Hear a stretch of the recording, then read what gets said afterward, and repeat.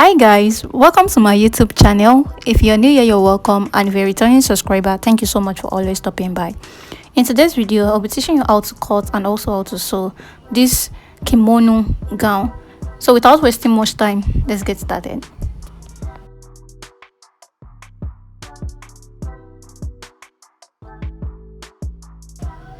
Welcome back guys. So for the tutorial, you'll be needing an Ankara fabric of about 3 to 4 yards and a plain material of about 1 yard and a cover button, 6 cover button. So now I've folded my fabric into 4 depending on the length of your gown.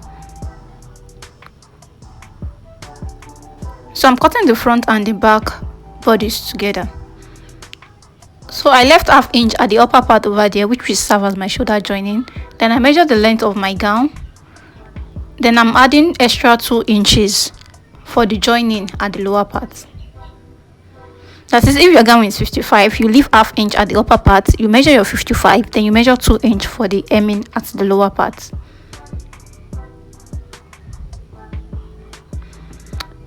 So at the center of the folding, you measure your shoulder measurement divided by 2. Then you measure your sleeve measurement.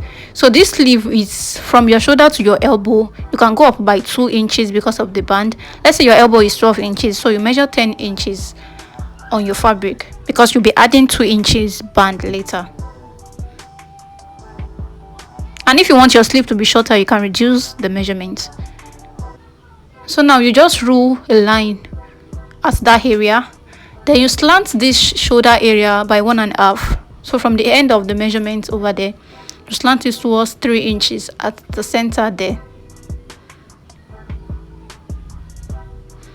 So the next thing to do is to measure our sleeve opening. You know it is a free gown, so the sleeve opening has to be wide.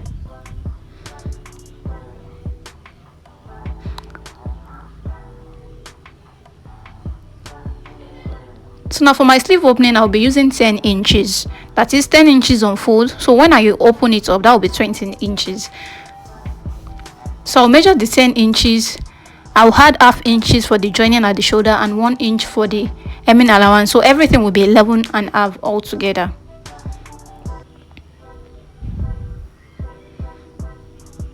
So now the next thing I'll do is to measure my half length.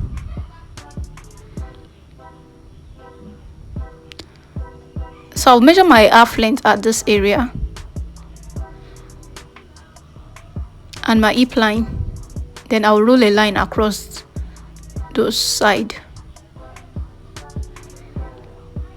So now I'll measure my hip measurement. So my hip measurement divided by 4.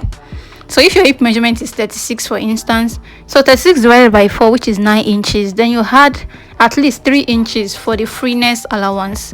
Then you now add 1 inch for the sewing allowance. So if your hip is 36, you measure 9 inches, that is 36 divided by 4. You add extra 3 inches for the freeness of the gown. Then you add 1 inches for the sewing. That altogether will be 13 inches. So that's what you measure there. Then you connect it.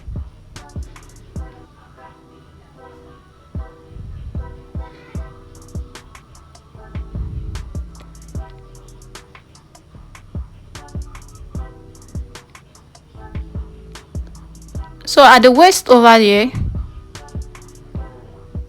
you measure the same thing. Since it's a free gown, so you will use our hip measurement all through.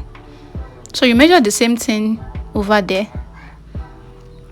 Then whatsoever you have there too, just transfer it downward, since everything is the same.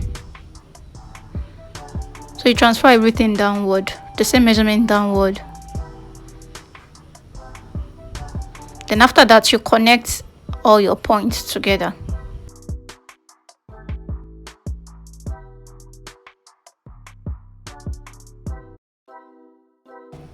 So now at the end of the gown over here, I'll measure 2 inches outward. This is because I want the lower part of the gown to be more free, so I'll just measure 2 inches there. Then I'll connect it to the hip area, just towards the hip area like this. So this will make the gown to be wide at the lower part. So after that, I'll go ahead and cut. As I said earlier, I'm cutting both the back and the front piece together, so it is folded into two.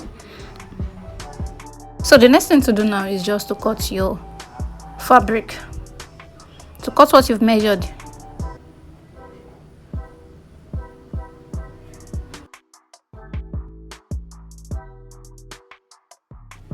So now we'll be cutting the neckline for our gown. So this is still folded into two, that is the front and the back is still together. Then you measure 3 inches, 3 inches by 1 inch. Then you curve it out. That will be the neckline for the back.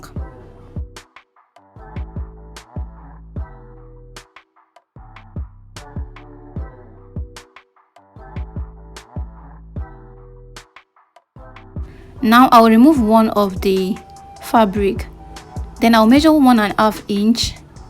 This is the front bodies. I'll measure 1.5 inch here, all through from this part downward.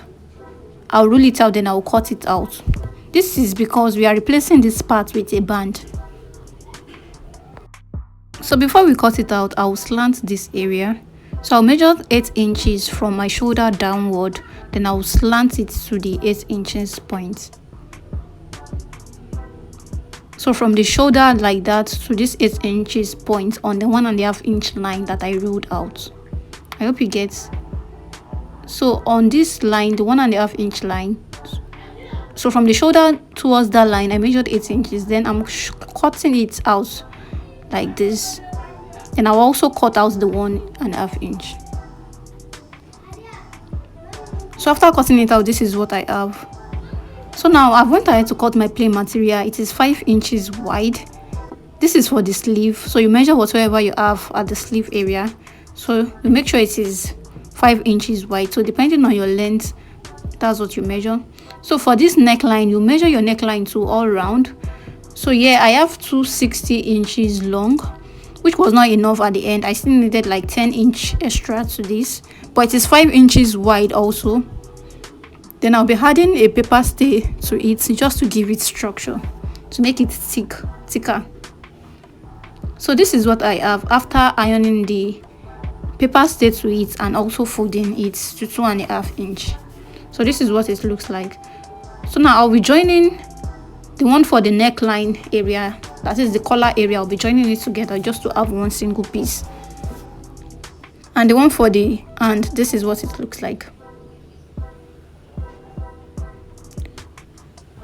So now this is our back bodies. You'll be placing the front bodies, that is right side facing up.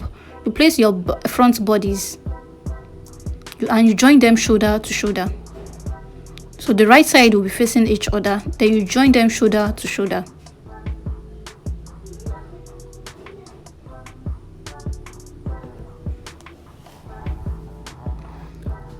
So I'll join them now and I will be back.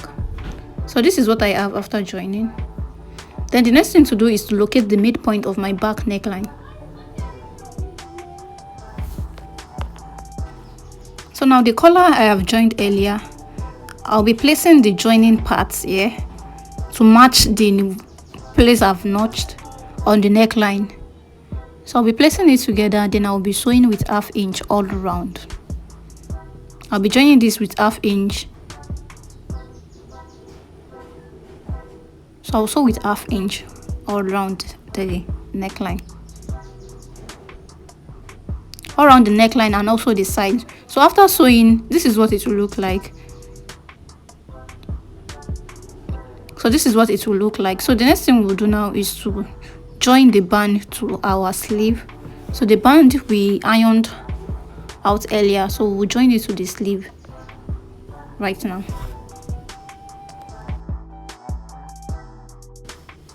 After joining, this is what it looks like. So now we've joined the sleeve and we also joined the neckline. So the next thing we'll be doing now is to measure from the joining at the neckline. So I do measure 13 inches. This is because you know the neckline will be kind of small, so for your head to enter it, so you have to measure at least 26 inches or 24 depending on how big the head is, but 26 will be okay because of the client after making their hair, you know, everything, it will be kind of big. So 26 will be okay, and you can go lower than that if your client wants it to be lower.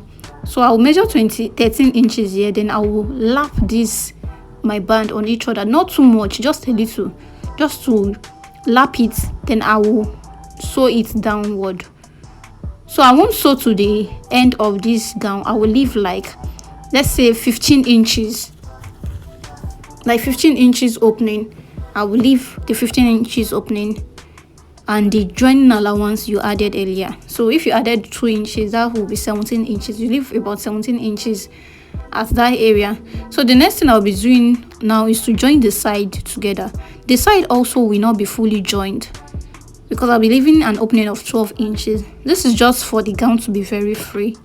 So I'll be leaving an opening of 12 inches at this area. So the joining will start from there and it will go to the armhole. So this is what I have after joining, and this is what it looks like. So that's the opening over there, and this is the neckline. This is what it looks like. So now I'll measure where I have joined. So after measuring mine, it is 30 inches, like from the where the joining started to where it ended, it is 30 inches.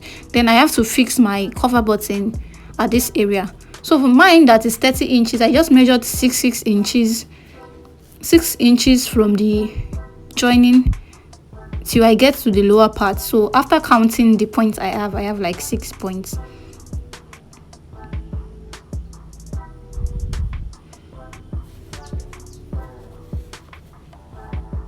So if yours is not 30 inches, whatever your measurement is, just divide it by 5. You are dividing it by 5 instead of 6 because there will be a starting point and an end point. So one button will be at the starting point and one at the end. So everything also together will be 6 at the end. So now you just go ahead and fix your cover button. So after fixing mine, this is what it looks like. As you can see, they are equal. So this is what it looks like, and it is looking very beautiful. So we've come to the end of this tutorial. Thank you so much for watching. If you have any question for me, please drop it in the comment section and I'll reply as soon as possible. Thank you.